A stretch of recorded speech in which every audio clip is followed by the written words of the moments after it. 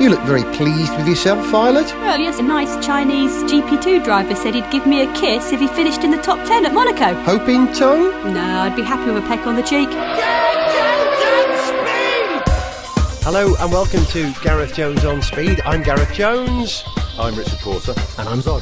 So if this show sounds a little bit different to other episodes of Gareth Jones on Speed, it's because we're recording in my garden, which is in the inner city in North London. So you'll probably hear birds and the number 73 bus and the fire station's just over there. So you might hear a fire engine. Here, let's give them a bit of atmos for a minute. Listen to this.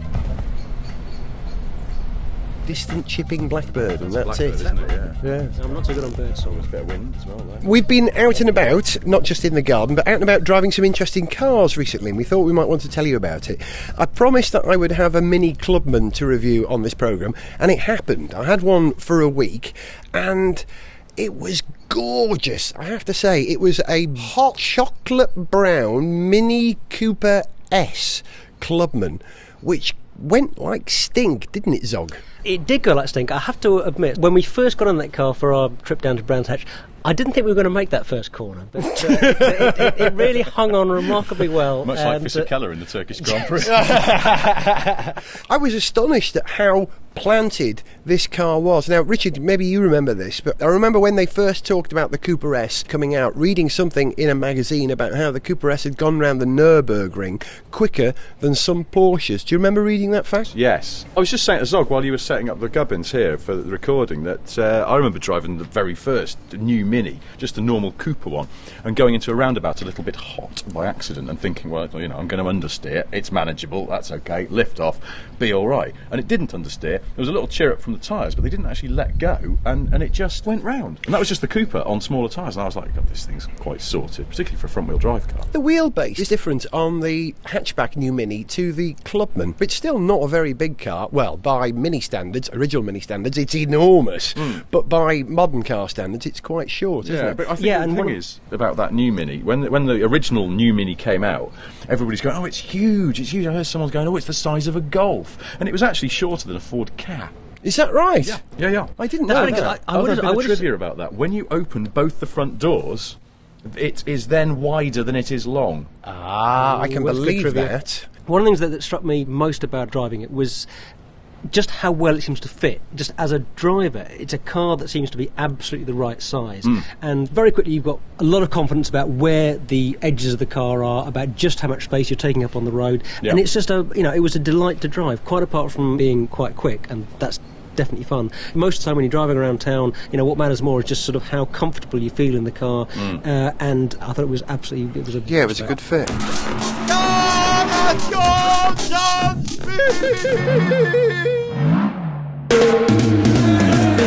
Welcome one, welcome all in a rub-a-dub motorsport dance hall. Right up now, on the stage for your delectation in this nation. Him, them Lord God of them FIA. Hear him now, MC Maxi Mosley Priest.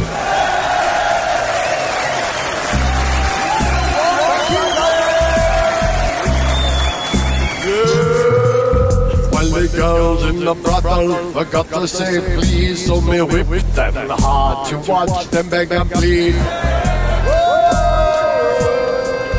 There are video clips of me doing the dirty. I haven't done that since I was this side of 30. When me in a uniform, me make them feel ill. Reconsider your position, says they Mattel. Me want to carry on in the FIA. The chances of that happening after today are as likely as finding out that Schumacher's gay. But Maxi's still in power as the world is tense. Watch me survive a vote of no confidence. Me still here. The Federation, they try to defeat me, but Maxi have the last laugh when they all re-elect me.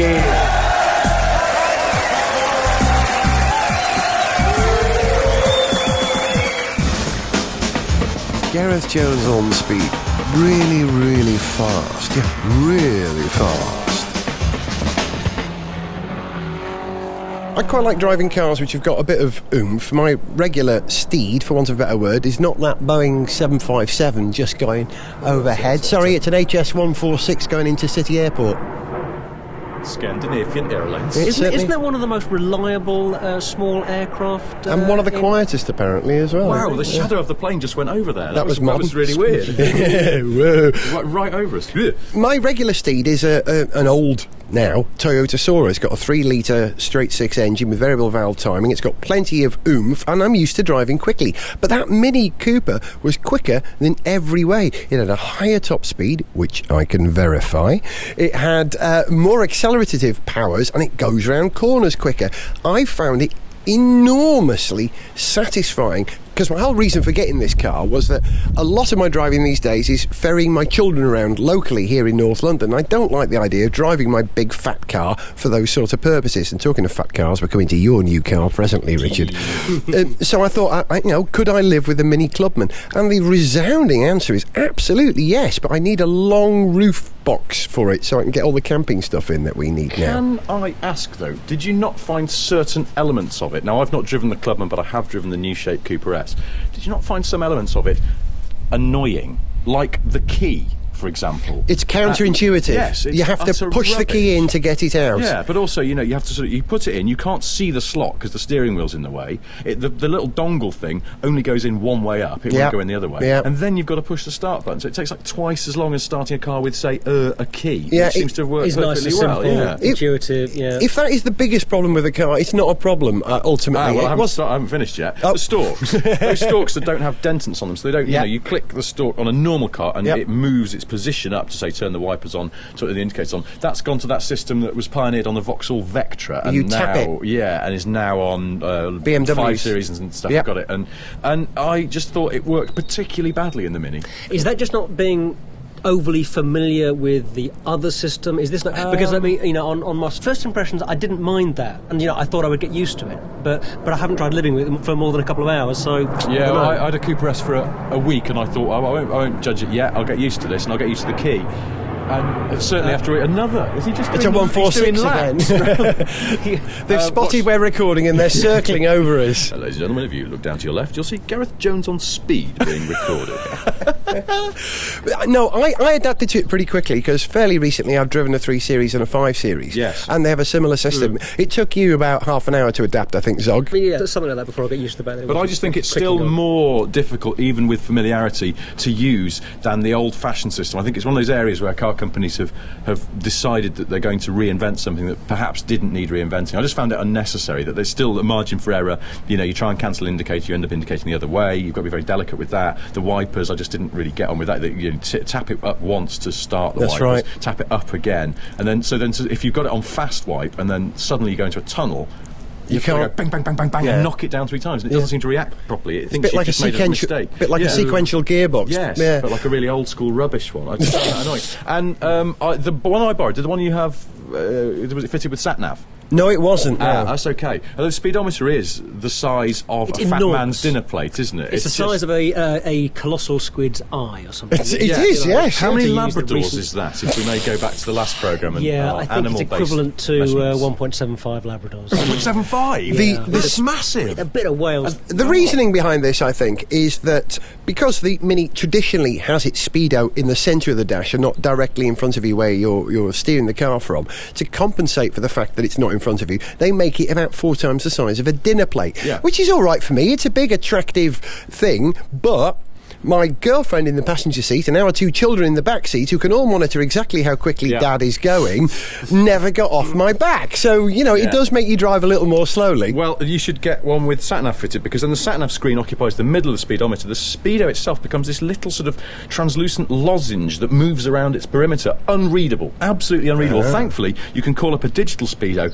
in the display on the rev counter, which is in front of you on the steering column. But if you do that, you can't then see the clock or the distance to empty or anything like that, so that's just annoying as well. If I had a criticism of the Clubman in any way, it would be about the doors. First of all, not the fact that, it has this asymmetric door system where you've got two front doors and one sort of half rear door that hinges on its rearmost point. So it's like what they call a Clubman door that hinges on its rearmost point. So it's like what they call a suicide door in old-fashioned parlance. And that suicide door is on the driver's side, not the passenger side. Now, if you've got a right-hand drive car in the UK, you'd expect that to be a bit of a problem. But actually, no, because a lot of my time I'm driving around with the kids in the back on my own. If I want to let them out, I have to get out anyway. Yeah. So I get out and I just open up a larger aperture for them.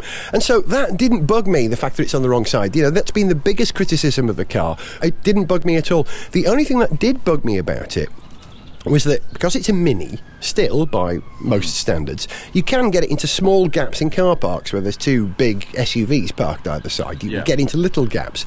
Now, if you want to open up that rear suicide door, the only way you can do it, avoiding the police sirens, is to open up your front door on the driver's side almost to its zenith, to its greatest point, before you can in fact open that rear door. Really? Yeah, and if you're in a too small a gap, you just can't do it, so the rear door becomes unusable. That's the only problem I found with it. It's not great for gaps in car parks. And you spotted something about the rear... Sorry, well, I was just going to say, but if you're in a tight spot, of course, you can just get it clambering through through the rear doors. The rear doors. The rear doors. Yeah. And this is what I'm trying to think what I should call them, but rear doors will do. The boot doors. Tailgate. Yeah. Because they're barn doors. They don't open French like... windows.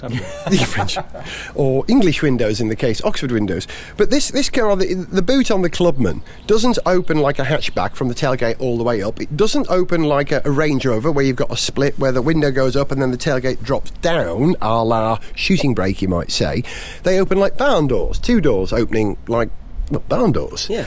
Now, this has a slight downside. You spotted, Zog. If you're looking in your rear view mirror, what do you see? Well, it means that the middle of your rear view mirror is taken up by a big, solid, vertical line. And the big problem with that is it makes it a lot harder to see motorbikes behind you on the motorway. And that's something you should be keeping your eye open for. And if a biker's driving behind you, he's going to be absolutely blocked by that central pillar. And I think that's a really dangerous So bikers, feature. if you're behind a Mini Clubman on the motorway, take care. I was going to say exactly that. Yeah, watch out for Mini Clubman. Well, they have those stickers on trucks, don't they? If you can't see my mirrors, I can't see you. Yeah. That's one on a Mini Clubman that goes, if you're directly behind me, I can't see you because of my stupid barn doors. There you go.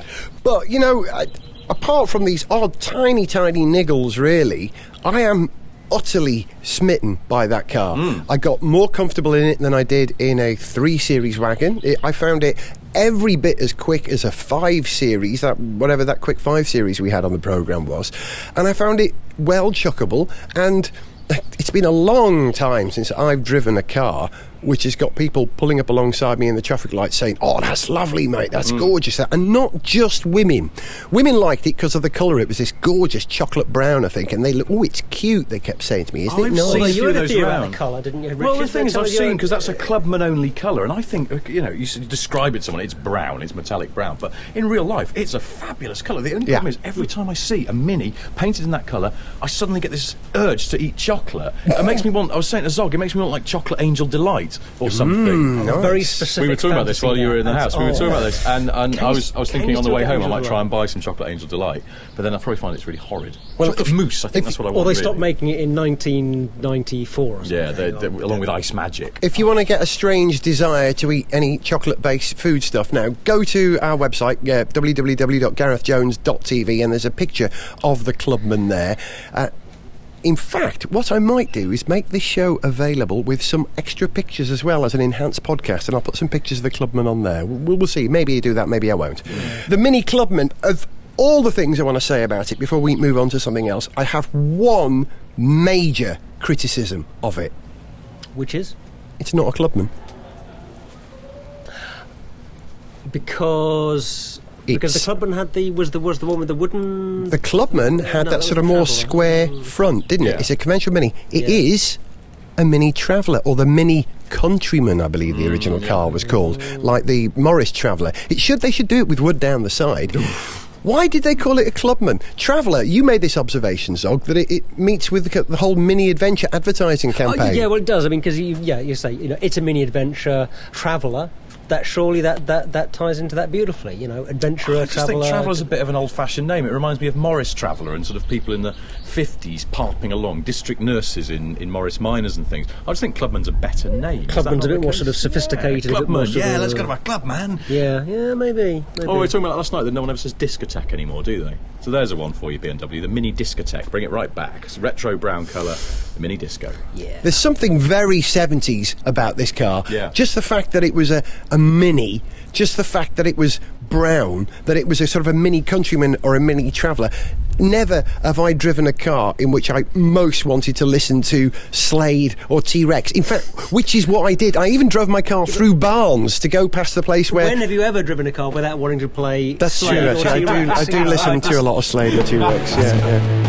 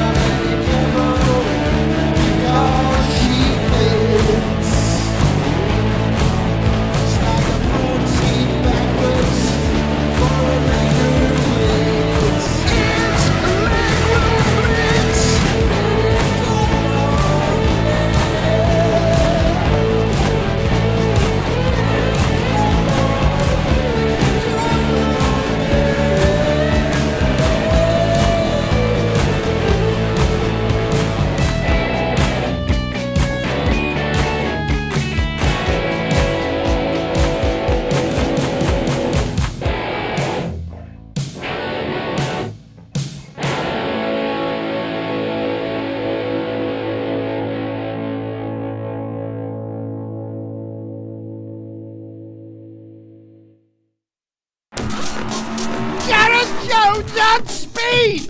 Get down and get with it! You're listening to Gareth Jones on Speed. I'd like to say live, but it was recorded live in my garden here in North London. Once again, let's listen what we got going past at the moment. Sounds like a There's plane, Turkish there's a parade or plane, another yeah, there's a plane. plane somewhere up there.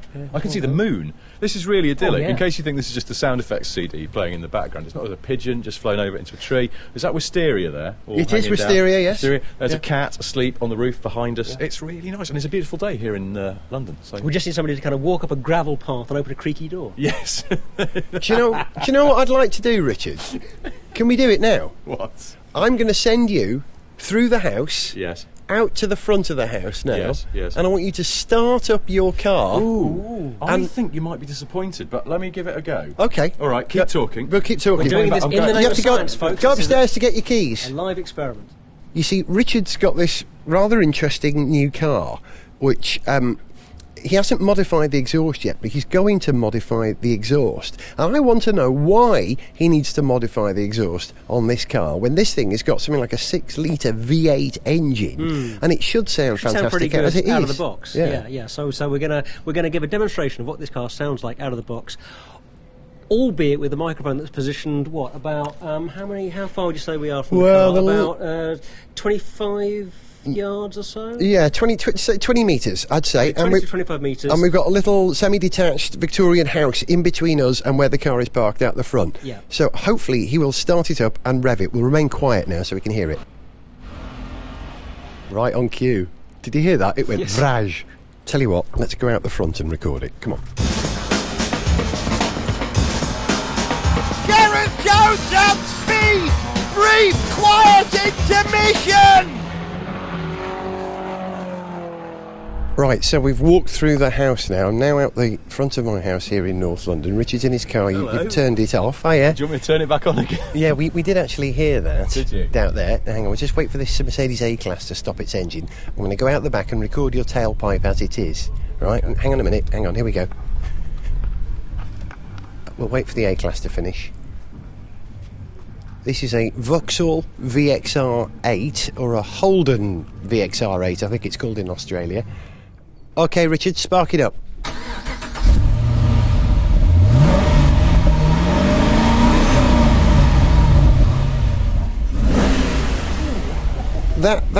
That's pretty gruff, isn't it? It's good. That's on the normal pipes, though. I'm going to get some sports pipes put on, I think, because it's good, but it could be better.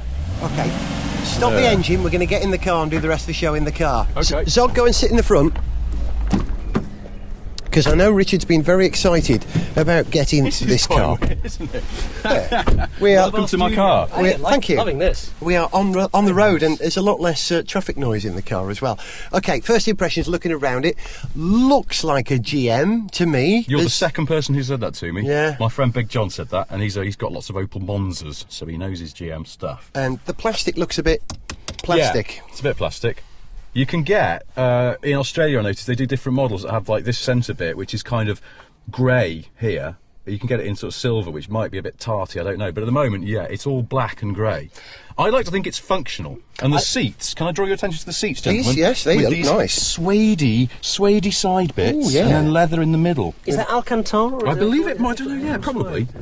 And I like your I like the dash. I like the design of the red and black on white and the Well, font they've chosen for the speedo and everything. I'm not so like keen. that. I like the. Oh, you see. No, this is one of the things I don't like about Gotta it. put the There's not seatbelt much on. I don't like about it. Look, I've said put my belt on to stop it binging as soon as you turn the ignition on.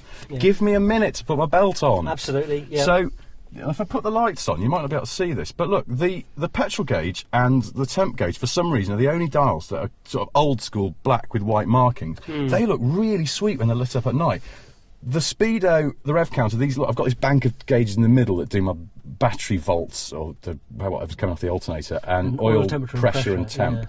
And they're also white with red markings, and I think they're a little bit tarty. I mean, I've got to say, they superficially they look good in the daylight, but Yeah. I'll take your word for it that they're not Not so so hot. good. But these are minor quibbles, because overall this car is fantastic. It is such a proper old-fashioned manly car. It's so meaty. A 6-litre V8, obviously that's quite a dominating thing, but the rest of it, you wouldn't believe how much you can chuck it around for a big Yeah. car. That's what I was going to say. Does the performance of the chassis match the outrageous performance of what is in fact a Corvette engine under the bonnet, isn't it? Yeah, it is. It's LS2, the GM LS2 engine, which they put into lots of things, but I think we're going to have you pop the bonnet in a minute so we can Yeah, look under it, which won't make great radio, but we're going to enjoy It won't make great radio, no, but we can go ooh ah at the sheer scale of it. But yeah, apart from that, and look, you've got this steering wheel, right?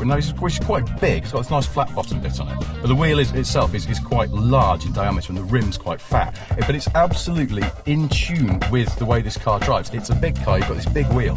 You feel like every time you drive it, if you're wearing a long sleeve shirt or something, you want to roll your sleeves up. It's that kind of car. You're like, right, let's get stuck in. That's it for Gareth Jones on Speed for the moment. While we carry on talking about Richard's new car, you'll hear lots about it on the show over the next 12 months. And we're not going to finish with a song today. Instead, we're going to finish with a different kind of music. Here's the sound of Richard's car once again. Bye, guys. Bye-bye. Bye.